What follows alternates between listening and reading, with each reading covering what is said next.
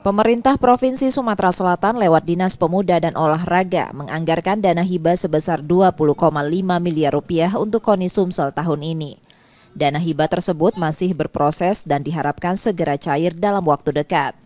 Pemprov Sumsel juga mengajak KONI menggandeng pihak ketiga untuk memenuhi biaya kontingen KONI Sumsel di PON Aceh Sumut. Saat ini sudah sekitar 21 perusahaan di Sumsel yang menyatakan siap membantu KONI Sumsel.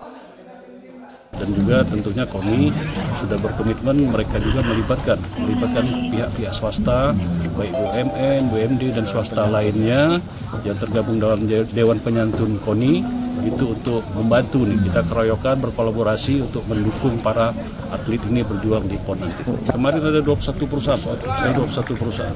Mereka semuanya menyatakan siap membantu, tinggal kita tunggu aja realisasinya. Namun Dispora Sumsel belum bisa memastikan apakah ada tambahan anggaran untuk KONI Sumsel tahun ini.